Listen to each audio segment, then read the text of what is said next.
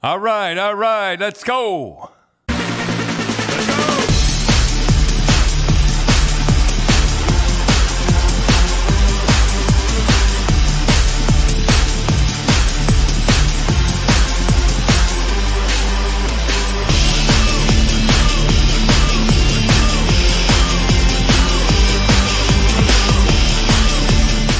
All right, Cindy, tell us about the brunch we had down in Kingston. Oh, yes. I wasn't here last week because we were all down in Kingston. We had a lovely breakfast, and your brother, well, we call him Uncle Rich, and everyone knows him as Dick Cherry. And boy, you guys... Everybody calls him Dick down I don't there. get the whole thing from Richard to Dick. I don't really understand that whole thing. And you know, here's the funny thing if you want. My grandmother on my father's side, her last name was Dick. That's right. Yeah. That's right. So people don't realize what a great athlete Uncle Rich was. Well, boy, oh boy, well-educated. Well, Timothy, you call him the true Renaissance man, right? That's right. Yep, for sure. What's that mean, true Renaissance? Renaissance man is someone who is good in education, who's smart. So he got his master's and ended up becoming a principal. He got mad at me a couple of times. I used to call him a professional student. To get your master's. He went to Queens till he was 42. Yeah, but he did that while he was playing pro hockey. So come on, give him a lot of credit. He used to. But a Renaissance man is educated, and then artistic. Oh boy! So you know, he's that. Yeah, and he was artistic. He won the Royal Winter Fair with. He did the wood duck, and he did the female wood duck. Yeah, a carver. He was carving unbelievable. Ducks. And the female wood duck is and won. So you can imagine how good it was going against the he male. He won twice. Yep, that's true. So he's artistic, educated, and then athletic. Oh, he was athletic. It was the funny thing. He used to tell me when he played the National Hockey League, they said, "Leave that number 5 alone. Don't get him going." He played pro. He played pro in for what? Philly, and he was Bobby Orr. He was Bobby Clark's first roommate. And he had a black belt. He had a black belt. Yeah, the black belt. He was first dan, and he stopped that because he felt that it was getting too. Guys were getting in the black belt that wanted to be tough guys. Tough guys, yeah. And as soon as he saw that, he got rid of that. Everything he did. He shot 50 skeet shooting, and when he got to 50, he quit. Yeah, he would skeet shoot, and he got 50. I didn't know 50, that. Yeah, shot 50 in a row, right? 50 in a row. Without missing, and then he quit. And he's musical, too. He made a mandolin. And he did everything like that. So that's right. Uncle Rich goes, I think I want to learn the mandolin. So instead of going out and buying one, he carved himself one. And boy, was it beautiful. Yeah. So needless to say, it was a lively conversation at breakfast. I didn't have much to conversation with him, to tell you the truth. Really? What'd you guys talk about at the end of that table? I don't know. I heard McDavid's name mentioned again, just like on this podcast. Oh, so, how could you not say McDavid? I know. Like, oh my God, we're here at the podcast again. Yeah. Well, Uncle Rich, he's still involved with the Kingston Frontenacs. We'll get We'll talk to Uncle Rich and get some good stories from him because he had some crazy stories. Yeah, but because he was in Philly, but he played the minors and he played Oklahoma. I was looking at a picture with him with Oklahoma Blazers. Yeah, Jerry Cheevers. I think we said this once before, but so Uncle Rich was at the Boston camp. He was there when Bobby Orr was a rookie, and I have a picture of him and 5 other rookies. And it's funny to see Bobby Orr.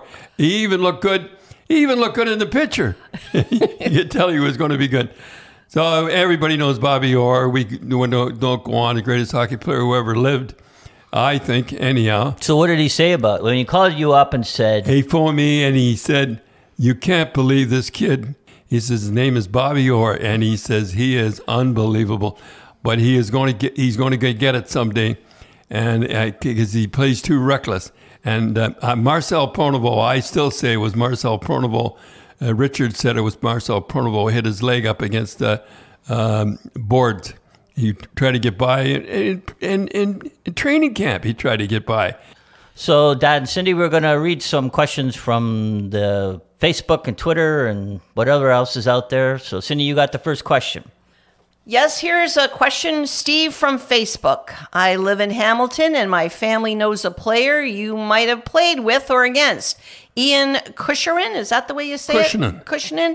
Do you have any stories about him? And you always got great stories, Dad, about guys like that. I played with him. I played against him in the American Hockey League, and he was a big guy. If you want to compare him with Peter Angelo, everybody's looking, and it's the strangest thing, everybody's looking for how they used to play. Peter Angelo, but he was better than Peter Angelo, believe it or not. So he'd be making $8 million like Peter Angelo? Peter, what's Peter Angelo making? He's making about $8 million.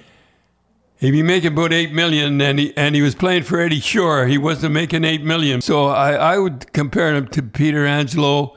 He could hit, he could fight, he could do everything. But I remember one time in a fight. There was a fight going on, and a guy swung a stick, and Bill Sweeney, the leading scorer, ducked. And it hit him right in the nose. And did it ever? So this was all in Springfield? This was all in Springfield. But anyhow, Cushnan was big. He was 6'2". He was one of the bigger defensemen. I think he was bigger than that. And he could really throw him. And he was a good defenseman. And to compare with him right now, I would have to say Peter Angelo.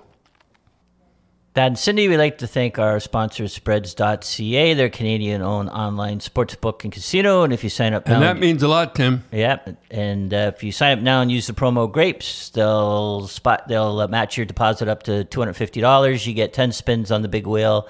And your first sports bet, they'll spot you $25. And they've been a big supporter of the Don Cherry Pet Rescue Foundation. Yes, sir. So if you want to be interested in your pet rescue foundation, check it out on the web. So Cindy, you got the next question, and this is from Twitter. This is from Twitter. I love the handles that they... And Jet Fan. What do you think of the situation in Winnipeg? She wants to know. And what should the team go after Hellebuck? Well, I don't know who should go after Hellebuck. I know he wants to go down the States and he get into that tax down there. I don't know, Tim. What do you think? Well, you'd like to see him in Edmonton, right? You know, because I would like to see him in Edmonton. But I don't know if that would happen. No, it'd never happen. It's tough because all the good teams kind of have goalies, right? Like all the contenders. So if he's going to go, he's probably not going to go to a contender because all the contenders have their goalies locked up. And he hasn't been maybe one team, Colorado. Yeah, because Colorado's goalie kind of let them down in the playoffs. But I'm not knocking Hellebuck. Plays 60 games, but he's never... Well, he plays an awful lot of games. Plays a lot of games, but he's never been a standout. You know what's funny thing is, Seaver used back. Well, I have often said that many a times on this podcast. I don't understand when you guys say they're tired. When you look at, just what you said, Cheever's played, 50 games in a season and all this. With all the training they have today and everything. Cheever's lasted long because I let him last long. I used to let him pass the pucks. Boy, and I let him pass the pucks. So are you saying that practice wears them out? Well, you know what it is, Cindy? It's putting on the equipment. Get out, really? Yeah, putting on the equipment. Put it on every year. Really? But the goaltenders, well, that's true because I remember Lynn Zimmerman when you had Rochester. He used to. I sometimes like, who is that guy out there skating? But then you looked at his skates. So they used to wear their goalie skates, but they were in regular. I let them sweatpants. practice. I pass the pucks. And could they skate? Well, you said that Mike Palmateer. He had a bad knee, and all he needed was a rest the day after. Just give him a day after he played a great game. If he played 3 games in the thing, just give him a day out. So let's talk about Winnipeg, Dad. And I guess I'm root for Winnipeg. I like the city, the crowd. And the crowd's been good. They think. But they do seem to have awful lot of malcontents in that word. Ooh. Malcontents. Because, you look at Wheeler, you look at Scheifele, you look at... You know what? I think that Blake Wheeler had a lot to say in that dressing room. But anyhow... So do you think that Paul Maurice, remember he was coach, he just walked halfway through the season? He said halfway through, he says, they're not listening to me. Why should I stay here and take this abuse? Well, not abuse. Not abuse, but it must have been frustrating. Must have been frustrating. This big guy, and then they look at Drake Wheeler, and I just have an idea that he used to have a lot to say in that dressing room. Dad, can I ask you a question? You say that he lost the team. What would you have done? Like, is that not the onus is on the coach to keep the team listening to you? I mean, what would you do if your guys would? It wouldn't happen with you. And what did you do to make it not happen to you? I think too, though, Cindy. You look, those guys are making $7, $8, $9 million, right? Like, what leverage does the coach have? Let's say they sign Nylander for $8 or $9 million, the Leafs, and he's not back checking. You can't. You're saying you can't bench him. Can't bench him. Can't sit him. Well, I did. I think it would be more. It went to pride. I think Terry O'Reilly said it best. I used to work them hard every Tuesday, and he used to think we're in better shape than the other team, and that's why we're going to win. So let me ask you. Let's say there was a guy that was a bit of a malcontent with Boston and kind of wanted to get out when you had the Bruins. When you had the Bruins and all that, would like Terry or Schmatzy or one of the players take care of him? You know what? I think when we had a new guy come in, we have a good thing going here. Who would say this? I think Bobby Schmatz would say it. Not the captain? No, I think Cash and Schmatzy were kind of close. And they say, we got a good thing going here. You better not ruin it. You better do as you're told. And the whole And the good thing is, let's see, no curfews, no weigh-ins. No, well, anyhow, keep going, Cindy. What your next question? Okay, this again from Twitter. Bleed Blue and White. Isn't that a great name? Bleed Blue and White. Yeah. Grapes. Rumors around the Leafs is that they want to get Erik Karlsson from the Sharks. Would you trade Nylander for Karlsson? Well, first of all, you'd have to get rid of his salary. He's making $11 million when nobody else was making 11. So you'd have to have them take most of it. So no, it'll never happen. I rest assured that one will never happen. Boy, that cap really plays on where the guys go, right? I mean, it's like a shell game with these caps and how much they're making. To make that happen, the Leafs would have to get San Jose to eat some of Karlsson's contract for the next 2 years. I would say about $4 million. And then they would have to sign Nylander, and he wants about $9 million. Well, he doesn't want to make anything less than he's making now. Nylander, well, he's making 6 now, so he wants around 9. Yeah, but it'll never happen, Cindy. That's one trade you can rest assured will not happen. Okay, let's say they could do it, swing it. Would you swing it? Let's say they could. No, let's say everybody's got all the money and all the money's stuff. No object. Well, I think he's only 26, 27, with pretty good years. And I think the other guy's at 32. Yeah, the thing is, Karlsson, he's been hurt like 4 of the last 5 years. He's played he's just played 50 games, and he's only got like 60 points. And then last year he was healthy and he got 100. Boy, did he play good last year. I got to admit that'd be some power play. Yeah, Karlsson, Riley. You'd have a pretty good power play, but that trade will never happen. But it's funny though, Dad, as you said before, talking about, that's not what the teams are looking for now, though, are they? No. They're looking for Peter Angelos, and they're looking for the Martinezes and Shens and those guys, right? Those are the guys they're looking for. And it's the strangest thing. That's what it was back in the old days. That's what everybody was. Gus Mortson, Marcel Poneval, they're all the same. And they never got many points, but boy, I tell you, boy, they were tough in front of that net. And the funny thing, like when we went out scouting, it was always they wanted the defense to be like a rushing like they didn't want to be like Bobby Orr. Yeah, they always say, "Oh, you got to go with the puck," and then so then when they go, they say pass it. So the kids were always getting confused. Yeah. And there was a lot of kids that you'd watch that were just good stay-at-home defensemen that could move the puck. I'm trying to think of the one kid that plays in Kevin Ball, that plays for New Jersey.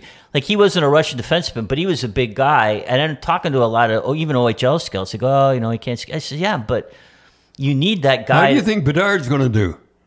He's small. Chicago? I think he'll struggle to get 20.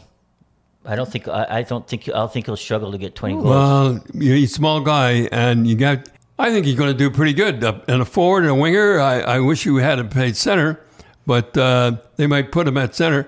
He looks to me like a centerman, but he's a left winger, and I think he's going to do pretty good. How many goals do you think he'll get? I'll say 18. Well, people are saying he's going to get 30. No, I don't think he'll get 30. You know what? I hope he does well. I hope he does well too. And, you hate to see but boy, that's an awful lot of pressure on the kid. Boy, a lot of pressure on a kid. 20. Will he be 20 years old? Boy, that's an awful lot of pressure on 19. 19, 20 years old. That's a lot of pressure on a kid. Everybody's going to be looking at him. I don't know. I hope he does well because he seems to be a nice kid. Okay, Dad, here's another question from Twitter. Be Forever. They're a Bruins fan. So the question is, Don, growing up, they watched the Bruins. I always wanted to know, what music did the team listen to in the dressing room? It was a funny thing. When I was in Rochester, they had Led Zeppelin going all the time. It was 70s. Black Dog and all that. Black Dog. I got the Bruins, and right over Cheevers where he dressed in the corner. And they had a great big speaker going. And I never heard one. Maybe they thought I didn't like music. I don't know what it was, but I never heard it once being played. Not once. Before I got there, they used to play that tune, Obla. What was that? Obli Dee Obla Da by the Beatles. Really? Yeah, the Beatles. They used to sing that all the time. Oh, something about Life Goes On, or something like that. When I was there, they never played one bit of music. I think they had too much fun playing. Talking and kibitzing. I don't know what it was, but I never heard them. I do remember Schmatzy singing. Take the money and run all the time. Yeah. He'd be walking around, go on, take the money and run. That was his theme song. Yeah.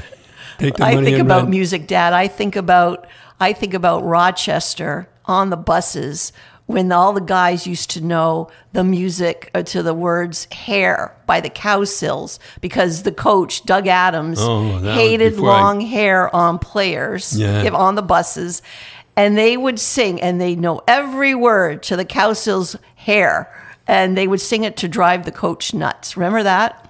Yeah, I remember. You remember? I remember. So, and the one thing too in Colorado, when you went to Colorado, they were the first guys to play Rock and Roll Part 2 by Gary Glitter. Yeah, for the fans. What was that? They used to play Gary Glitter, Rock and Roll Part 2, and that was kind of the first.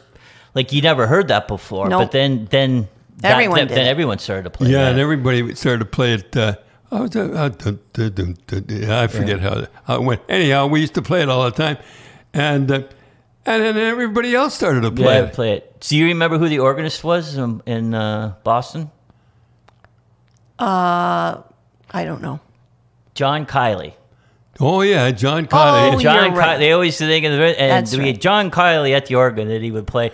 That's why I always laugh at Slapshot when he says, "Never play Lady of Spain again," and because John Kiley always used to play Lady of Spain because it had the word Boston in it. Right? I adore you. Right. I liked when the organ. I mean, that's old time hockey when you have the organist playing. Okay, Dad, we got one last question here. Well, we'll do two questions quickly. Roger D from Sports from Facebook. If you're betting right now, who's going to win the Stanley Cup? Who do you pick? I'll pick Boston. I'm not going to think I'm going to turn my back on Boston. Really? Yeah. Well, I think Bergeron's coming back. I really do. Yeah, they said he's working out. Oh, he'll be back. Yeah, I don't think he wants to go out like that. No, it was sort of sad to see him shaking hands goodbye. Yeah. So who do you think's going to win, Cindy? I like Boston, I guess, too. I like Boston. I mean, who else we're Boston Bruins We're fans. Bruins fans through and through. You know why? Because of the fans, not because of the team. No, I like the players. Yeah. Well, I think Carolina's going to win. So even though it's Carolina, Colorado, and Vegas are the favorites. Okay, right we now. remember this there when we. You said the Leafs. Don't. You were on the porch. You said the Leafs. Don't say Boston. You said the Leafs. No, I'm going to pick. I'm going to pick Boston, but I tell you, don't count the Leafs out. They got a tough team Well, now. I'm torn because I want to see Max really do well with why the would Leafs. you pick the Leafs? Well, So the did you Leafs. see Max? I said I'm torn. You know, I want the Leafs to do good now that Max is on the team and the whole deal. Well, everybody will. Let's see now. Everybody guts will go up about 20% with that Reeves just hanging That's around. right, yeah. Just having him on As the team. long as they play him. As long as they play him, I would sign Simmons too. I know that's what they said, to have the ultimate payback. Going to Florida and just beat the living hell out of them. Going to Tampa, beat the living hell out of them. You want to take on the little kids, Yeah, back in the net, eh? Yeah. We'll see, and just beat the living. Well, they'll never do that. Yeah. Anyhow, Cindy, what you're going to read? Okay, the last question, Dad, is Dallas Kenny.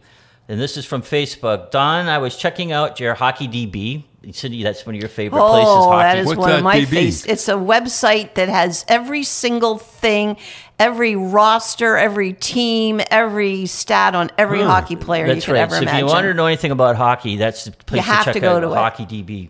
And saw that you played in Tulsa. That would be in Oklahoma, for people who don't know. What kind of hockey town was Tulsa, and would they make a good NHL city? Boy, we used to pack him in there. How did I get out there? Okay. Mark Reum broke his toe, and I had to go. I was the sixth guy, and I had to go out. So we were in Rochester, From right? I was in Rochester. Rochester, Mom New York. was not happy. No, I know she wasn't happy, nor was I happy going there. I lived in a room about the size of this. Yeah, but Dining room. according to Mom, it sounded like you were having a good time. Well, in the it was- sunny, it was nice. No. Some barbecues. You one time she was sitting in the winter and 4 feet of snow, and you were saying, "Well, I gotta go. I'm going to a barbecue now," and she was not happy. Anyhow, I'll tell you the story. I phoned, and she said the whole North America is out, and the only thing It was a big blackout. It was the blackout, the East I know. Coast. Well, it was a long time ago, and she said, so at the end of the conversation, she said, "Where are you going tonight?" And geez, where am I going tonight? Do I lie or? So I said, "Well, I'm going with the owner. We're having a barbecue." At his ranch. Now, let me get this right. Let me get She's this right. freezing. There's no heat. Yeah. Let me get this right. I'm sitting here with two kids freezing, In the dark. and you're going out. You're going out to some barbecue, and I said, I got to think of something that's bad. So I said, "Well, he only has Lone Star beer." Did not go over big.